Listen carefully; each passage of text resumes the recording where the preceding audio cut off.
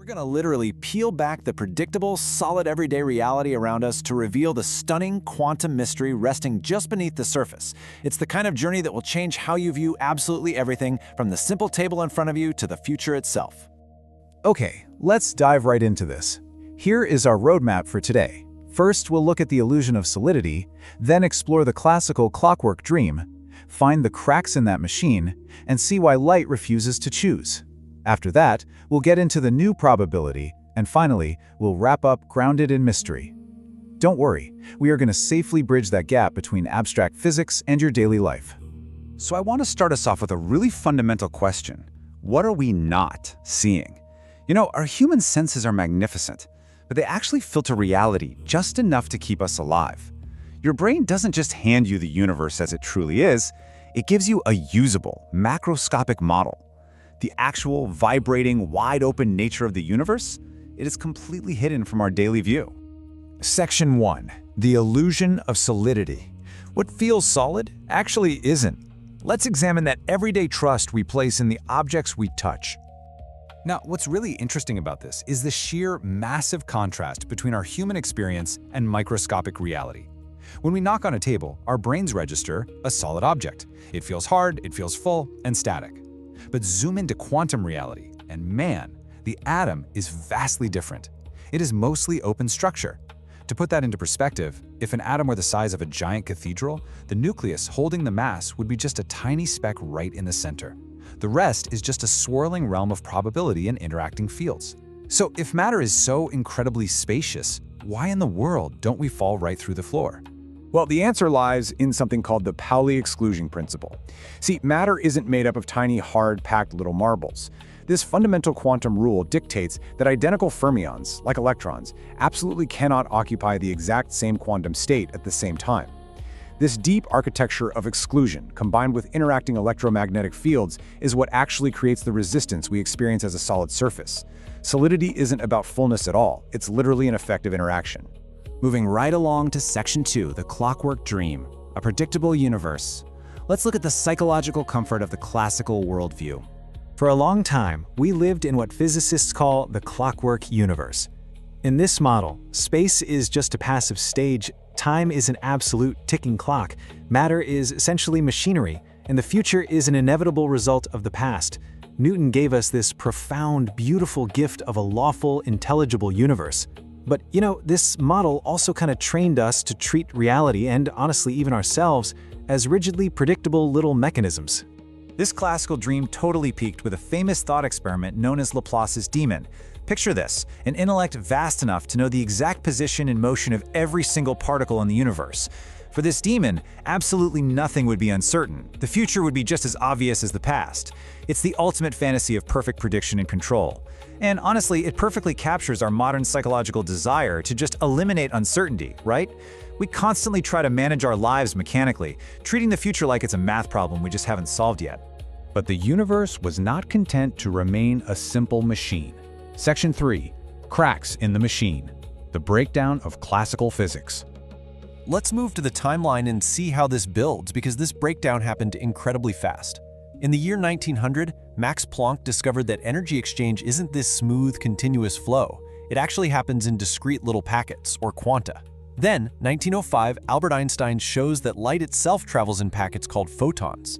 Fast forward to 1913, Niels Bohr reveals that electrons inside atoms make these sudden, discrete quantum leaps.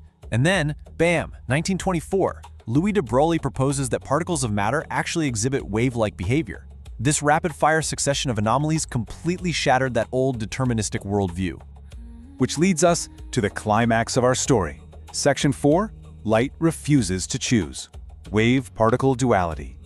You know, the human mind absolutely loves a clean distinction. We want things in neat boxes. A wave spreads out, it interferes with itself, it's continuous.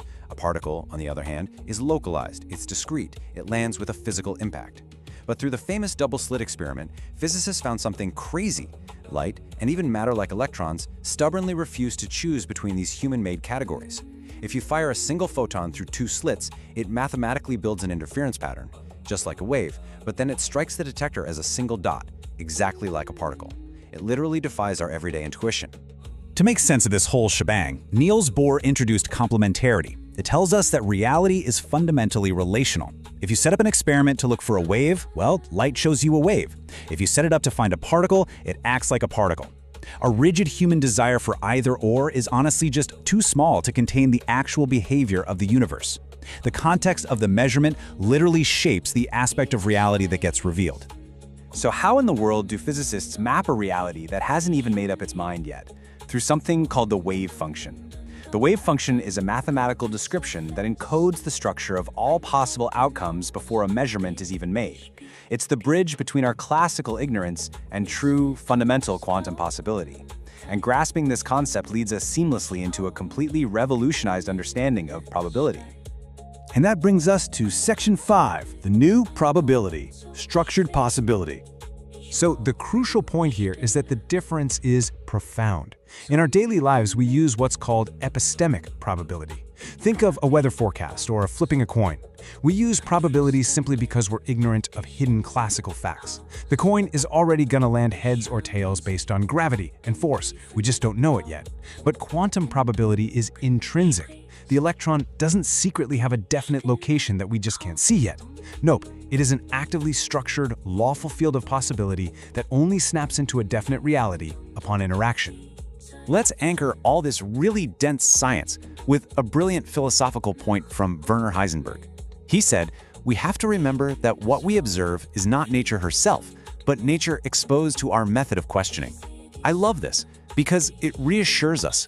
Our classical, macroscopic maps are incredibly useful for sure, but they are not the ultimate territory. We are actively participating in the reality that we measure. Now, let's transition into our final resolution. Section 6, grounded in mystery. Keeping our feet on the ground. And this brilliantly illustrates the big question. How do we hold this balance? Just because matter is mostly empty space and governed by weird probability doesn't mean you can just walk through a brick wall. The macroscopic world remains incredibly dependable. Perception is scale-bound. At the human scale, all that quantum weirdness totally averages out. Tables are still going to hold your coffee cups, physical injuries absolutely still need medicine, and human grief is undeniably real. Recognizing this protects us against careless mysticism. We don't have to throw logic out the window, we just need to let our logic become a bit more spacious.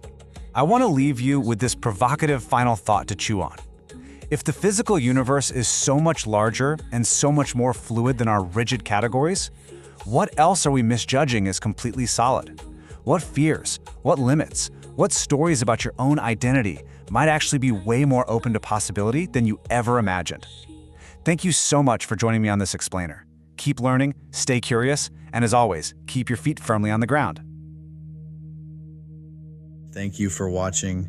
If something in this resonated with you, then you're already closer than you think.